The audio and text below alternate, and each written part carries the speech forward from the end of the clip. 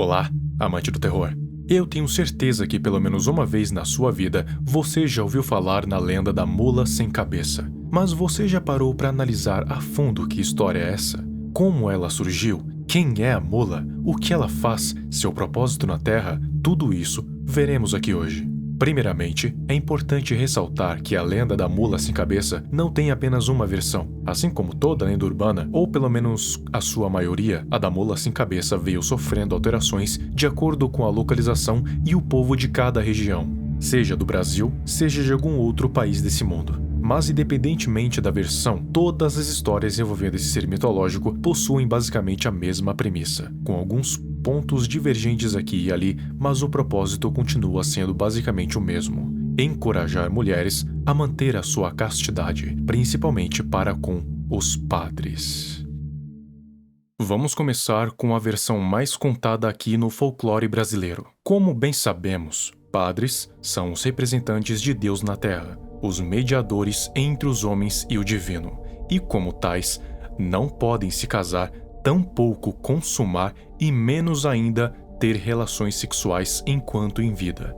Seus corpos devem ser imaculados para serem sacerdotes do Senhor. Cometer qualquer um desses atos é considerado um pecado hediondo irrecuperável. Então, aqueles que desejam seguir esse caminho precisam estar certos do que querem, pois nunca mais conhecerão os prazeres da carne em vida. Contudo, mesmo sabendo disso, existiam aqueles que se desviavam do caminho e davam espaço para o terrível pecado capital da luxúria. E tanto o padre quanto a mulher recebiam punições. Porém, as punições eram feitas em planos diferentes. A mulher recebia em terra e o padre recebia no pós-vida. O padre que resolveu se desviar do caminho de sacerdote, após o fim da sua vida na terra, iria para os mais profundos confins do inferno, pois é lá a qual ele pertencerá, sem possibilidade de redenção e ida para o reino de Deus.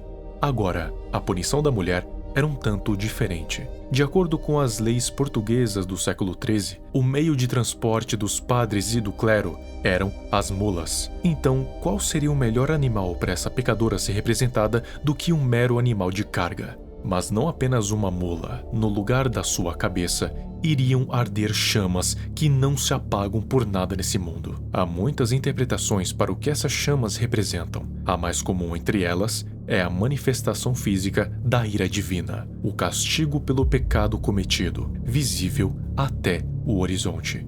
Então, todas as noites de quinta-feira, a mulher cuja cometeu o pecado se transformaria na criatura, com chamas ardentes inexoráveis no lugar da cabeça e cascos de prata ou ouro nos pés, condenada a vagar por aí, matando e consumindo tudo o que há no seu caminho. As pessoas dizem ouvir o relinchar da mula sem cabeça a quilômetros de distância, mas outras dizem que não ouvem exatamente um relincho, e sim os gritos de dor e agonia de uma mulher, o que significa que enquanto ela está transformada, está em um constante estado de sofrimento.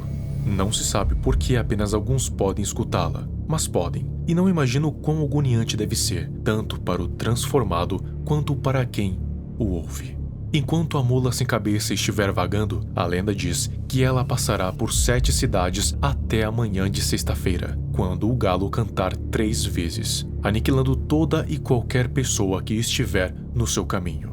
Existe uma forma de você evitar ser perseguido por ela. Reza a lenda de que a mula é atraída pelo brilho dos dentes e das unhas. O motivo exatamente é desconhecido, mas se atraída por isso, basta se abaixar e esconder seus dentes e suas unhas. Assim, ela meio que não vai conseguir te ver, ao menos não de longe. Mas se o esconderijo não for possível, sinto muito, pois a mula sem cabeça não é conhecida por ter piedade. Na verdade, é bem o oposto. Então, o recomendado é evitar sair na rua quinta-feira durante a noite. Assim que a manhã de sexta-feira chegar, a mulher voltará ao normal, com o corpo ferido e cansado pela noite turbulenta. E quanto mais semanas vão passando, mais seu corpo vai ficando cada vez mais debilitado, até o momento que a transformação a levará à morte, o que pode levar semanas, meses ou até anos para acontecer.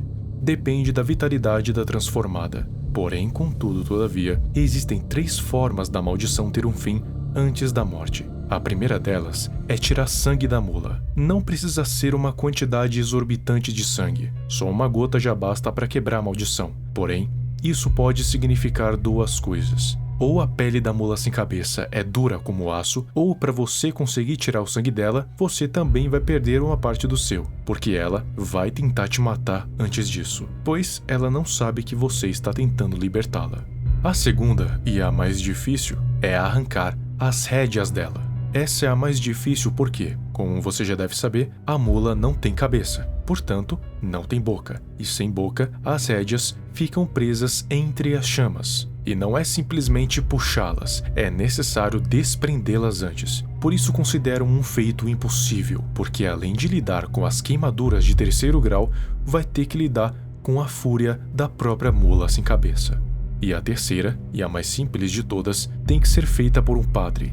Ele necessariamente precisa amaldiçoar a mula 7 vezes antes da missa começar. Com isso, a maldição será desfeita e a mulher voltará ao normal, muito arrependida do que fez. Mas se o padre que se desviou do caminho vai sofrer no inferno pelo seu pecado, o que vai acontecer com a mulher que sofreu em vida a maldição da mula sem cabeça? Ela não vai parar em nenhum dos dois. Primeiramente, ela vai para o purgatório, que é meio que o intermediário entre o céu e o inferno. Lá, ela vai passar por um longo processo de purificação, e assim que sua alma se tornar pura, ou pelo menos pura o suficiente para ir para o reino do céu, ela vai subir para ter seu descanso eterno, enquanto o padre sofre nos poços ardentes do submundo.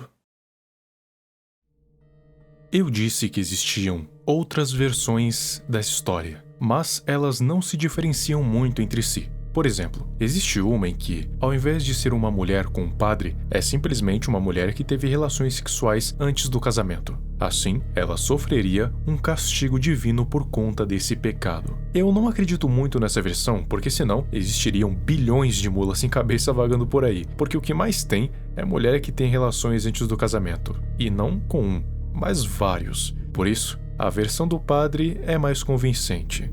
E existe uma outra versão cuja origem da mula é um tanto diferente das outras. Há milhares de anos, existia um rei e uma rainha. A rainha saía todas as noites para passear em um cemitério e pedia para que não fosse seguida por absolutamente ninguém, sejam os guardas ou seu próprio marido. O rei respeitava essa escolha, afinal, não era de questionar as indas e vindas da sua esposa. Mas essas saídas da rainha, além de frequentes e rotineiras, faziam com que ela voltasse cada vez mais estranha. Temendo que algo estivesse acontecendo, o rei, sem o conhecimento da rainha, a seguiu até esse tal cemitério. Ele era afastado e não recebia muitas visitas, principalmente naquela hora da madrugada. Por isso, até então, ela não havia sido vista, mesmo sendo uma figura tão importante para o reino. O rei a viu virando uma esquina e ficando um bom tempo sem aparecer. Ele ouviu uns barulhos estranhos.